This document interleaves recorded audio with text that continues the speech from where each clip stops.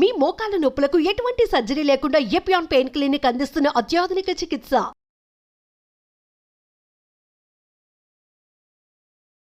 Hi sir, how are you doing? Good ma'am. Sir, ఎందుకు sir ఎంత సర్వసాధారణం అయిపోయింది? బీపీ, షుగర్ ఎలా వింటున్నామో క్యాన్సర్ అని అలా వింటున్నాం. Why is this so easy today? Cancer రావడానికి అనేక రకాలైన కారణాలు ఉన్నాయండి. మోస్ట్లీ రెండు రకాల ఫ్యాక్టర్స్, ఒకటి జెనెటిక్ ఫ్యాక్టర్స్, రెండు ఎన్విరాన్మెంటల్ ఫ్యాక్టర్స్. జెనెటిక్ ఫ్యాక్టర్స్ అంటే కొన్ని రకాలైన జన్యుపరమైన కారణాల వల్ల క్యాన్సర్ వస్తుంటుంది. ఉదాహరణకి బ్రెస్ట్ క్యాన్సర్. మిస్ ఆంజెలినా జోలీ పేరు వినే ఉంటారు, ఫేమస్ హాలీవుడ్ మూవీ ఆర్టిస్ట్. 2011లోనే వారికి జన్యుపరమైన కారణాల వల్ల బ్రెస్ట్ క్యాన్సర్ వచ్చే అవకాశం ఉందని తెలుసుకొని క్యాన్సర్ రాకముందే 2 బ్రెస్ట్లు 2 ఓవరీలు తీయించేసుకున్నారు. వెన్ షీ వాజ్ 31, 2011లోనే. వారి తల్లిగారికి ట్రిపుల్-నెగటివ్ బ్రెస్ట్ క్యాన్సర్ ఉంటే వారు ముందుగానే చెక్ చేసుకుని BRCA1, BRCA2 జెనెటిక్ టెస్ట్ చేయించుకుని అది పాజిటివ్ ఉండటంతో 2 తీయించేసుకున్నారు. So that she could prevent cancer, అంటే క్యాన్సర్ రాకుండా చేసుకున్నారు.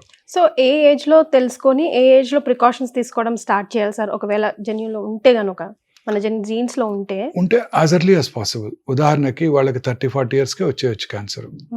ముందుగానే చెక్ చేసుకోవడం బెటర్. వాళ్ళు అంటే ముందుగా చైల్డ్ బేరింగ్ కంప్లీట్ చేసేసుకొని, ఒకవేళ తల్లిగారికి కనుక ట్రిపుల్-నెగటివ్ లేదా BRCA1, BRCA2 పాజిటివ్ అనుకున్నట్టయితే వాళ్ళు కూడా చెక్ చేసుకొని ఉన్నట్టయితే వెంటనే చేసుకోవడం బెటర్. అలాగే family history of colon cancer ఉన్న వాళ్ళలో ముఖ్యంగా familial adenomatosis polyposis coli, familial adenomatous polyposis coli, ఇది కనుక ఉన్నట్టయితే FAP జీన్ అంటారు. ఉంటే వాళ్ళకి 35 ఇయర్స్ నుంచే స్క్రీనింగ్ స్టార్ట్ చేసుకోవాలి. ఎప్పుడైతే పాలిప్స్ అపియర్ అవుతాయో అప్పుడు పాలిప్స్ వచ్చిన వెంటనే టోటల్ ప్రాక్టోకోలెక్టమీ, అంటే ఎంటైర్ కోలన్ అంతా కూడా పొత్తిగా తీయించేసుకోవాల్సి ఉంటుంది. అలాగే కొన్ని రకాల thyroid cancers, medullary carcinoma, RET gene అంటారు, ఫ్యామిలీస్లో రన్ అవుతుంటాయి. నాకు ఒక 4 ఫ్యామిలీస్ ఉన్నాయి. 4 ఫ్యామిలీస్ అందరికీ నేను టోటల్ థైరాయిడెక్టమీ చేశాను. వాళ్ళకి as early as possible. Thyroid cancer అయితే, మెడులరీ థైరాయిడ్ క్యాన్సర్ అయితే ఫస్ట్ ఇయర్లోనే చేసేయాలి, పుట్టిన 1 ఇయర్ లోపునే చేసేయాలి. రెడ్ జీన్ అనాలిసిస్ చేసుకొని పాజిటివ్ ఉన్నట్టయితే తర్వాత కూడా చేసుకోవాల్సి ఉంటుంది. అంటే ఒకవేళ మిస్ అయితే తర్వాత 10 ఏళ్ళకి 15 ఏళ్ళకి ఎప్పుడైతే అప్పుడు వాళ్ళకి టోటల్ థైరాయిడెక్టమీ చేసుకోవడం ద్వారా మెడులరీ క్యాన్సర్ రావటాన్ని మనం నిరోధించవచ్చు. సార్, దీని మీద అవగాహన ఉంటుందంటున్నారా? ఈ మధ్య అవగాహన పెరిగింది. డెఫినెట్ గా మన పేషెంట్స్ కి ఎక్కడైతే ఫెమిలియల్ గా ఉన్నప్పుడు మనం వాళ్ళందరినీ కౌన్సిల్ చేస్తున్నాము. ఇప్పుడు కొత్తగా ఈ జెనెటిక్ మనం ప్రొఫైలాక్సిస్ గా జెనెటిక్ గా ముందుగా చెక్ చేసుకునే ఫెసిలిటీస్ అందుబాటులో వచ్చాయి. అదే preventive cancer screening. Just buccal smear ద్వారా మనం వారికి 77 క్యాన్సర్స్ వచ్చే అవకాశాలు ముందుగానే తెలుసుకోవచ్చు. తద్వారా మనం క్యాన్సర్ రావటాన్ని నిరోధించవచ్చు. ఉదాహరణకు ఒక పేషెంట్ కోలన్ క్యాన్సర్ వస్తుందని తెలుసుకున్నాం అనుకోండి, వాళ్ళకి 2 నెలలకోసారి 3 నెలలకోసారి stool testing, faecal occult blood testing immunochemical method ద్వారా చేసుకుని వారి ఫీకల్ మ్యాటర్లో అకల్ట్ బ్లడ్ కనుక ఉన్నట్టయితే ఇమీడియట్గా కొలనోస్కోపీ లేదా సిగ్మాడోస్కోపీ చేసుకొని దానికి కారణమైన పాలిప్ ఏదైనా ఉన్నట్టయితే ఆ పాలిప్ని తీసేయటం, క్యాన్సర్ రావటాన్ని ముందుగా గమనించినట్టయితే ఆ పార్ట్ని రిసెక్ట్ చేసుకోవటం ద్వారా మనం క్యాన్సర్ని ప్రివెంట్ చేయవచ్చు లేదా ఎర్లీగా గుర్తించి క్యూర్ చేసుకోవడానికి అవకాశం ఉంటుంది. అలాగా 77 రకాల క్యాన్సర్స్కి ఇప్పుడు ముందుగానే క్యాన్సర్ రాకముందే మనం ఆ క్యాన్సర్ వస్తుందో లేదో తెలుసుకునే ఫెసిలిటీస్ ఇప్పుడు మనకు అందుబాటులో వచ్చాయి. కానీ 77 రకాలు ఉన్నాయి సార్ క్యాన్సర్స్. 1000 రకాలు ఉన్నాయి మేడం. 1000 రకాలు మేడం. ఉదాహరణకి బ్రెస్ట్ క్యాన్సర్లోనే ఒక 10 టైప్స్ ఉన్నాయి madam.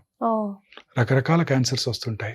77 common varieties of cancers ని మనం ఇప్పుడు ఐడెంటిఫై చేయడానికి ఈ జెనెటిక్ పరిశోధన ద్వారా అవకాశం ఏర్పడింది మేడం. తద్వారా మనం నెక్స్ట్ 2 to 3 years లోనే మనకి క్యాన్సర్, ఎవరికైనా ఇండివిజువల్ కి క్యాన్సర్ వచ్చే అవకాశం ఉందో లేదో తెలుసుకోవచ్చు. మన ఈ మధ్య మన Zerodha CEO mister Nikhil Kamath mister bill gate గారితో పోడ్కాస్ట్ చేశారు. అప్పుడు వారిని అడిగారు, ఆయన మా యంగ్ ఆంటర్ప్రినర్స్ కి మీరు ఇచ్చే హెల్త్ మీద మీరు ఇచ్చే అడ్వైజ్ ఏంటంటే, ఆయన ఏమన్నారంటే, ఎవ్రీ ఇయర్ నేను చెక్ చేసుకుంటాను, అన్ని టెస్ట్లు రెగ్యులర్గా చూసుకుంటూ ఉంటాను, తర్వాత రెగ్యులర్గా విటమిన్స్ తీసుకుంటాను, దానికి ఏం డౌన్ సైడ్ లేదు. 3వది ఈ టెస్ట్ చేసుకుంటాను నేను. ఈ టెస్ట్ చేసుకోవడం ద్వారా ఈ cancer preventive cancer screening test, ఈ క్యాన్సర్ని మనం ఇప్పుడు గుర్తుపట్టలేకపోతున్నాం. Cancer when it strikes late stage అయిపోతుంది.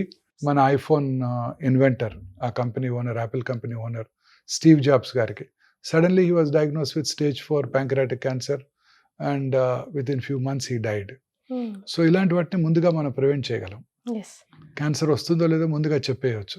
తద్వారా క్యాన్సర్ రావటాన్ని ముందుగా గుర్తించవచ్చు. రెగ్యులర్గా స్క్రీనింగ్ చేసుకోవటం ద్వారా ఈ క్యాన్సర్ వస్తుంది అని తెలుసుకున్నప్పుడు ఆ క్యాన్సర్కే స్పెషల్గా స్క్రీనింగ్ చేసుకోవడం ద్వారా క్యాన్సర్ రావటాన్ని ముందుగా పసిగట్టవచ్చు. తద్వారా క్యాన్సర్ని క్యూర్ చేసుకోవచ్చు. ఈ ట్రెడిషనల్ టెస్ట్ అంటే CT scan, PET CT scan, MRI, PET MRI పట్టుకోకముందే క్యాన్సర్ని మనం గుర్తించవచ్చు అని ఆ బిల్ గేట్స్ గారు చెప్పారు. ఆ టెస్ట్ ఇప్పుడు మనకి హైదరాబాద్లో అందుబాటులో వచ్చింది. మన దగ్గర కూడా ఉంది. అదే లాంజివిటీ లాంజ్లో ఈ టెస్ట్ ద్వారా క్యాన్సర్ రావడాన్ని ముందుగా పసిగట్టవచ్చు. నిజంగా ఇది ఒక రకమైన బూన్ అనే చెప్పొచ్చు కదా సార్. Definitely madam. 77 రకాలది ముందే పసిగట్టొచ్చు అని చెప్తే, అయితే అర్హులు ఎవరెవరు sir? Who is the best person? అంటే నీకు ఇంత కొంచెం అనుమానం ఉన్నా వచ్చి ఒకసారి చేసేసుకో అనడానికి. ఆయనకి ఏ రకమైన క్యాన్సర్ హిస్టరీ లేదు, వారి ఫ్యామిలీలో ఎవరికీ లేదు, అయినా రెగ్యులర్ గా ఆయన చేయించుకుంటున్నారు. Cancer incidence is on rise madam. So మనం రెగ్యులర్ టెస్ట్లతో పాటు ఇది కూడా ఒక టెస్ట్ చేయించేసుకోవాలంటారు. ఎస్, మనకి ఇప్పుడు 1.54 బిలియన్ మన పాపులేషన్. అందులో ఐసీఎంఆర్ వారి ఎస్టిమేట్ ప్రకారం 1.5 మిలియన్ క్యాన్సర్ కేసెస్ మనం డయాగ్నోస్ చేస్తున్నామని ఐసీఎంఆర్ వారు అంచనా వేశారు. ఉదాహరణకి మీరు చైనా పాపులేషన్ చూసినట్టయితే మ్యామ్ 1.52 బిలియన్, మనకన్నా ఒక 200,000 తక్కువ, 200 మిలియన్ తక్కువ. వారిలో 4.5 మిలియన్ కొత్త క్యాన్సర్ కేసెస్ డయాగ్నోస్ అవుతున్నాయి. అంటే మనకన్నా 3 times. చైనీస్ మనకన్నా హెల్దీ డైట్ తింటారు, మనకన్నా హెల్దీగా ఉంటారు, కానీ వారిలో అంత ఎక్కువ ఎందుకు ఇన్సిడెంట్స్ ఉంది? మన దేశంలో under reported. Cancer is not a notifiable disease in India still. ఇవాళ మార్నింగ్ నేను క్యాన్సర్ డయాగ్నోస్ చేశాను అనుకోండి, నేను ఎవరికి చెప్పక్కర్లేదు, ఆ పేషెంట్కి మంచి ట్రీట్మెంట్ ఇస్తే సరిపోతుంది. Not a notifiable disease. అందువలన number of cancer patients estimate ఇండియాలో గ్రాస్లీ అండర్ రిపోర్టెడ్ అని సైంటిస్టులు, డాక్టర్స్ కూడా నమ్ముతున్నారు. సో ఇప్పుడు వాళ్ళు అనేది ఎవ్రీ 9 ఇండివిజువల్స్కి ఒకళ్ళ క్యాన్సర్తో బాధపడుతున్నారు, క్యాన్సర్ డయాగ్నోస్ అవుతుంది, కొత్త క్యాన్సర్ వస్తుంది అంటున్నారు. నా ఉద్దేశం అది ఎవ్రీ 5 ఇండివిజువల్స్కి ఒకటి ఉంటుంది మేడం. అంత హైగా ఉంటుంది క్యాన్సర్ ఇన్సిడెన్స్. ఇంకొక ఇంపార్టెంట్ కాజ్ మేడం, ఈ జెనెటిక్ కాజెస్ కాకుండా వీఆర్ లివింగ్ లాంగర్. ఇంతకుముందు హార్ట్ అటాక్ వచ్చి కాలం చేసేవారు, బ్రెయిన్ స్ట్రోక్ వచ్చి కాలం చేసేవారు. ఇప్పుడు మనం హార్ట్ అటాక్ని కాంకర్ చేసాం, బ్రెయిన్ స్ట్రోక్ని కూడా కాంకర్ చేసాం. హార్ట్ అటాక్ రావటాన్ని ముందే పసిగడుతున్నాం, అలాగే రాకుండా ముందుగా చేసుకుంటున్నాము. చిన్న చిన్న హార్ట్ అటాక్స్ వచ్చినా వెంటనే ఎమర్జెన్సీగా స్టెంట్లు వేసేసి హార్ట్ అటాక్ వల్ల మోర్టాలిటీని పూర్తిగా తగ్గించగలిగాం. భారతదేశంలో ఇప్పటికీ కూడా కర్నరీ ఆర్టరీ డిసీజ్ వల్లే ఎక్కువ మంది చనిపోతున్నారు. బట్ అయినప్పటికీ ఇంతకు ముందు కన్నా చాలా తక్కువ అయిపోయింది. హార్ట్ అటాక్ వల్ల చనిపోయే వారి సంఖ్య తగ్గిపోయింది. సో అందుకని వీఆర్ లివింగ్ లాంగర్, ఎక్కువ కాలం బ్రతుకుతున్నాం. ఎక్కువ కాలం బ్రతికినప్పుడు చాలా మందిలో క్యాన్సరే చూస్తున్నాం. ఉదాహరణకు బ్రెస్ట్ క్యాన్సరే తీసుకోండి. 80 ఏళ్ల వయసున్న స్త్రీలు ఒక ఏరియాలో, సే అమీర్పేటలో 100 మంది ఉన్నారంటే వాళ్ళలో 10 మందికి బ్రెస్ట్ క్యాన్సర్ ఉంటుంది. 90 ఏళ్ల వయసున్న స్త్రీలు అదే ఏరియాలో 100 మంది ఉన్నట్టయితే 16 మందికి బ్రెస్ట్ క్యాన్సర్ ఉంటుంది. సో వయసు పెరిగే కొద్ది క్యాన్సర్ వచ్చే అవకాశాలు ఎక్కువైపోతాయి. అన్ని రకాల cancers, not only breast cancer, అన్ని రకాల క్యాన్సర్స్ ఎక్కువైపోతాయి. సో అందువలన క్యాన్సర్ ఇన్సిడెన్స్ ఈ జెనెటిక్ పరంగాను ఏజ్ వయసు పెరిగే కొద్ది కూడా క్యాన్సర్ ఇన్సిడెన్స్ ఎక్కువ అవుతుంది. ఇంకోటి ఎన్విరాన్మెంటల్ ఫ్యాక్టర్స్. మనం ఎక్స్పోజ్ అయ్యే ఈ ఆర్టిఫిషియల్ ఆఖరికి మేకప్, లిప్స్టిక్స్ వల్ల కూడా క్యాన్సర్స్ వస్తాయి, సన్ స్క్రీన్, మాయిశ్చరైజర్ వల్ల క్యాన్సర్స్ వస్తాయి అంటున్నారు. ఇవన్నీ మిత్సా? అన్ని మిత్స్ కాదు, నిజాలేనండి సార్. భయంలో బతికేస్తున్నాం సార్. అవునండి. హెయిర్ డే నుంచి స్టార్ట్ చేస్తే మనం వాడే టాల్కమ్ పౌడరు, ఆల్రెడీ సౌందర్య సాధనాలు అన్నీ ఇంక్లూడింగ్ లిప్స్టిక్, అన్ని రకాల అన్ని కూడా అనేక రకాల కెమికల్స్ వాడుతున్నారు. దీనివల్ల ఈవెన్ ఇంక్లూడింగ్ అండర్ ఆర్మ్స్లో వాడే డియోడ్రెంట్స్ దాకా అన్నీ కూడాను, అన్ని రకాల ఈ డియోడ్రెంట్స్, సౌందర్య సాధనాలు అన్నీ కూడా అనేక రకాలైన కెమికల్స్ ఉంటున్నాయి. అవన్నీ కూడాను అనేక రకాలైన క్యాన్సర్స్కి దారితీస్తున్నాయి. ఎవ్రీథింగ్, మనం తాగే వాటరు, ఎవ్రీథింగ్, గాలి for that matter.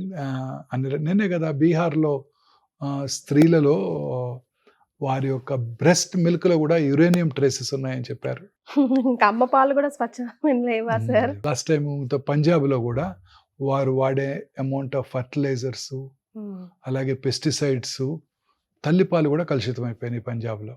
Cancer incidence పంజాబ్లో హైయెస్ట్.